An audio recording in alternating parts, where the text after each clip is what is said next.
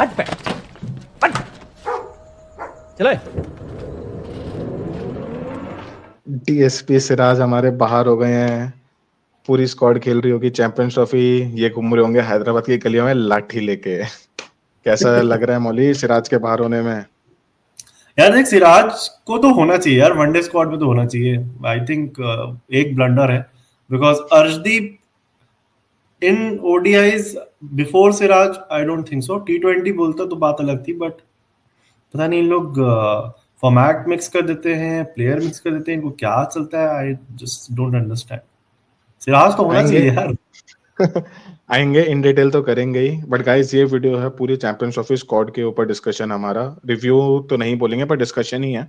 आप लोग comment section में जरूर बताइएगा कि कैसा लगा ये स्क्वाड, क्या चेंजेस होने चाहिए थे। लाइक शेयर एंड सब्सक्राइब तो करते ही रहिए। आते हैं मौली हम डायरेक्टली स्क्वाड पे। स्क्वाड लगाई जाए मौली कंप्यूटर स्क्रीन पे। कर शुरू कर। शर्मा, कप्तान गिल, कोहली, अय्यर। कप्तान साहब ऑब्वियसली यार देखो, बहुत लिमिटेड ओवर। लिमिटेड ओवर नहीं यार, हम फॉर्मेट्स बहुत मिक्स करते हैं, ठीक है, मतलब हम एज फैंस भी और I think selectors also. Sharma 50 over में सही चल रहा है। Gill obviously Gill will be there यार, उसकी तूने बताया था 58 की एवरेज है। Obviously he will be there in ODIs and he is that ODI player. ऐसा नहीं है कि तुम T20 समझ में आता है, टेस्ट नहीं खेलना समझ, but ODI he will be there, of course he will be there. ये नाम, अगला नाम ओडीआई प्लेयर से अगला नाम तो मैं ही लूंगा, मेरे किंग विराट कोहली। मतलब ओडीआई में तो कोई डाउट नहीं कर सकता। मेरे किंग हो गया। अभी 4 दिन पहले तक तुम श्रीलंका के पीछे भाग रहे थे, अभी मेरे किंग हो गए।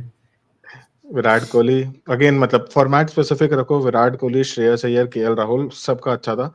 केएल राहुल का मुझे अभी भी यार, जब बड़ी सिचुएशन होती है, जब चाहिए होता है ना, समहाउ मेरे को लगता है कि भाई ये इवन दो फैन बॉय, ये एंटी फैन बॉय जो होता है ना, वो है ये केएल राहुल का। भाई दिल्ली का कैप्टन, दिल्ली का प्लेयर है, लेकिन तब भी मतलब आ ही नहीं पा रहा कि ये जब जरूरत होती है ना तब हगेगा।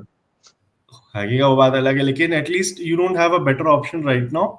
और मेरे को लगता है ये अच्छा स्ट्रॉन्ग सेटल्ड मिडिल ऑर्डर है, जो टॉप टू मिडिल ऑर्डर जो होता है, कोहली, अय्यर, राहुल और पांड्या। मतलब this is a good strong solid middle order. And again इस पे बात करने चाहेंगे, जो सैमसंग और करुण नायर का डिस्कशन हो रहा था, उस पे भी हम बात करेंगे। But you can not make sudden changes to your ODI squad. जो टीम अच्छे से चल रही थी, कॉम्बिनेशन सही से बैठा होता है, I think this is a good squad from that perspective.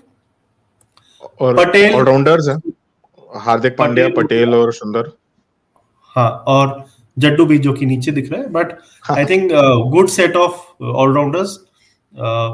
Washi पे लोग बात कर रहे हैं होना चाहिए था, नहीं होना चाहिए था, but I think brings that variation. क्योंकि अगर तू देखेगा पूरी टीम में कोई भी ऑफ स्पिनर नहीं है अभी, तो आई थिंक अगर ऑफ स्पिनर की रिक्वायरमेंट है, सिचुएशंस ऐसी है, सिनेरियो कंडीशन ऐसी, तो I think he is a good option, बहुत अच्छा ऑप्शन है। ऐसा एकदम से उसको वो नहीं करना चाहिए कि he is not worth it.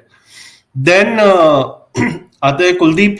Of course format हमें याद रखना बहुत जरूरी। Kuldeep has to be there in ODIs along with Shami and Bumrah. Bumrah की तो छोड़ो, बात ही नहीं करना चाहिए, मतलब has to be there. Arshdeep, again we have mixed formats. मुझे लगता है दिस इज वेयर या तो पंत या जायसवाल की जगह मुझे लग रहा है सिराज को होना चाहिए था, बिकॉज बॉलिंग में इन लोगों का ऑप्शंस अगर तू देखेगा, 3 फास्ट बॉलर्स हैं, बुमराह, शमी और अर्शदीप। बुमराह की इंजरी के सीन चल रहे हैं, शमी जस्ट इंजरी से वापस आया है, and Arshdeep I don't know कितना अमेजिंग होगा वनडे में राइट नाउ। सो एक मिस मुझे दिख रहा है क्लियरली। और फिर ऑब्वियसली जायसवाल इज देयर। मतलब जायसवाल मुझे चाहिए भाई, एक और ओपनर भी तुम्हें रखना जरूरी है। मेरा ये था कि अर्शदीप अगर तुम्हें रखना है तो एक और, मतलब मुझे समाओ वॉशी सुंदर, क्योंकि तुम्हें अगर ऑफ स्पिन चाहिए भी तो हमारे पास लेफ्ट आर्म का एक चाइनामैन है, तो वो डिफरेंट एंगल दे ही देता है वो। कुलदीप यादव, ऋषभ पटेल अलग अलग टाइप के स्पिनर हो जाते हैं वो, बिल्कुल ऑफ स्पिनर, लेग स्पिनर वैसा टाइप का हो जाता है अगर तुम नॉर्मल हाथ में बात करो। तो वॉशी की जगह अगर तुम एक और फास्ट बोलो, लेकिन वही अभी कंडीशंस कैसे हैं। मैंने आकाश चोपड़ा की जो वीडियो देखी है, वो बोल रही है उस टाइम पे, वो बोल रहा था उस टाइम पे स्विंग होती है, पेसर्स को असिस्ट करता है दुबई। तो फिर इन पिच तो वैसे भी पड़ी नहीं जाती हमारे लोगों से अब। मतलब मैं बहुत श्योर हूँ कि इन्होंने पिच नहीं पता, इनको सामने देख के नहीं पता चलता ग्रीन टॉप है इन्हें, तो वो दूर से कैसे पता चल रहा है इन्हें पिच का। इन्होंने बस एक ब्लैंकेट पढ़ लिया है कि स्पिन होगी दुबई में, मेरे को तो वही लग रहा है अब कि इनकी लगने वाली है इस चीज में। और ऑब्वियसली जो तूने बोला था, मतलब पहले एक बार ढंग से बात करते हैं बैटिंग ऑर्डर पे। या batting order I think settled है। बैटिंग यूनिट ही ओवरऑल अगर देखेगा तो सेटल्ड है। शर्मा और Gill will open, Kohli will be at 3, Iyer 4, KL at 5, Pandya at 6. I think top 6 तो set. हाँ, मतलब मैं ओवरऑल है कि इसमें जो ऑप्शंस की बात हो रही है कि करुण नायर को लोग सोच रहे थे कि तुम देख सकते हो, लेकिन वो ये ना कि यार तुमने अभी एकदम से हुआ हो गया करुण नायर का, तुम निकालोगे किसको? ऐसे ही थोड़ी किसी को भी निकाल दोगे भाई तुम। हैं परफॉर्म करते हुए आ रहे हैं, तुम करुण नायर को एकदम से नहीं ला सकते। जो करुण नायर को चैंपियंस ट्रॉफी में सीधा टीम में लाने की बात करें, आई थिंक बॉल नॉलेज की बात तो वहां पे पक्का करनी चाहिए. You can do it after champions trophy, see how he is performing. ऐसे रैंडमली तुम नहीं ला सकते यार किसी को भी. और निकालोगे किसको? Good point. और कहाँ खिलाओगे उसको? 4 पे खिलाओगे एयर की जगह? कहाँ खिलाओगे उसको? That's also a point. और दूसरा जो एक प्लेयर है जो बहुत समय से ऑब्वियसली इनजस्टिस ब्रिगेड का मेन लीडर है, वो सोशल मीडिया में संजू सैमसन. मतलब देख T20 में उसने बना ली अपनी जगह, अब T20 में उसको कोई छू नहीं सकता. अगर T20 से निकल गया ना तो भाई मैं पागल हो जाऊंगा अब मैं. लेकिन ओडीआई में अगेन वही कि या तो ऋषभ पंत की जगह आएगा, या मतलब इस टूर्नामेंट के बाद ही होगा वो होगा संजू सैमसन का अगर आया, और ऋषभ पंत या केएल राहुल की जगह ही आएगा, क्योंकि इन आई थिंक दोनों के दिस लिए इज, अगर मेरे हिसाब से यहाँ पे संजू सैमसन का डिस्कशन नहीं बनता है, बिकॉज उसको दिखा दिया गया कि भाई तू T20 में है, उसको क्लैरिटी दे दी गई है. ओडीआई में क्लियर दे दिया गया था कि भाई अभी नहीं है तेरी जगह. It's fine. अगर चैंपियंस ट्रॉफी में परफॉर्मेंस नहीं आएगी उसके बाद देखा जाएगा. आई थिंक यहाँ पर जस्टिस वाली बात नहीं आनी चाहिए, because I think this is a very settled batting unit. और अगेन चैंपियंस ट्रॉफी के बाद वी कैन थिंक, अगर कोई रिटायर होने की कोशिश करता है whatever. I mean Sanju Samson की डिस्कशन यहाँ पे एक्चुअली नहीं आनी चाहिए. अननेसेसरी वो टॉपिक लाया जा रहा है मेरे हिसाब से.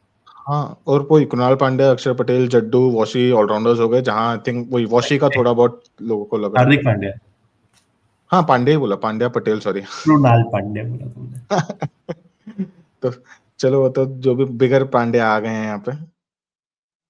और इसके बाद आते हैं बॉलिंग यूनिट में, जो हमें बस लग रहा है कि शायद ऑप्शंस कम है. मतलब समहाउ मुझे एक लग रहा है कि एक फास्ट बॉलर कम है, क्योंकि 2 तो साले तुम इंजरी वाले लेके जा रहे हो. स्पिन ऑप्शंस ठीक है. फास्ट ऑप्शन में अगर तू देखेगा बुमराह, शमी और पांड्या है. That's it. तो वो थोड़ा सा सीन है, वो स्टीरियोटाइप के बेसिस में जा रहा लग रहा है. Arshdeep is there.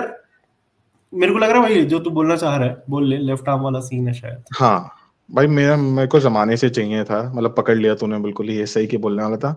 मुझे जमाने से चाहिए था कि एक लेफ्ट आर्म बॉलर कंसिस्टेंटली रहना चाहिए ओडीआई. और ठीक है, मतलब सिराज के लिए बहुत बुरा है, क्योंकि भाई उसकी ओडीआई ही उसका बेस्ट फॉर्मेट रहा है. 24 की एवरेज है उसकी ओडीआई में बॉलिंग करते हुए, और 23-24 की. हाँ, मतलब जो भी है, लास्ट 2 साल में तो इतना था 24 का तो. करेक्ट.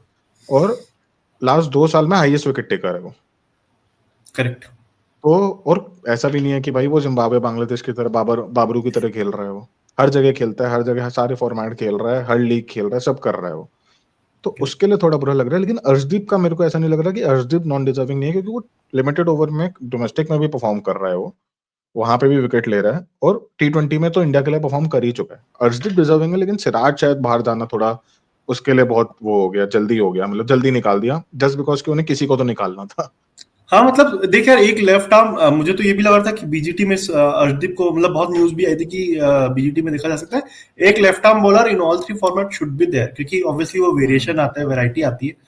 तो अर्शदीप के लिए, मतलब मैं इसलिए बोल रहा हूँ क्योंकि I don't see anywhere else कि किसी और को निकाल के सिराज को लाया जा सकता था. मुझे वही एक स्पॉट दिख रहा है राइट नाउ. बट बात सही है, अर्शदीप ऐसा नहीं कि डिजर्विंग नहीं, बट वही है, सिराज के लिए बहुत बुरा लग रहा है. हाँ, तो अब डायरेक्टली आते हैं मेन जो प्लेइंग 11 में से टॉप 6 की तो हमने बात कर ही ली है, कि रोहित शर्मा, गिल, कोहली, अय्यर, केएल राहुल, हार्दिक पांड्या. अब आएगा पहला एक टेंशन कि अक्षर पटेल या जडेजा. तेरा क्या है? यार बिल्कुल ही डिफिकल्ट है.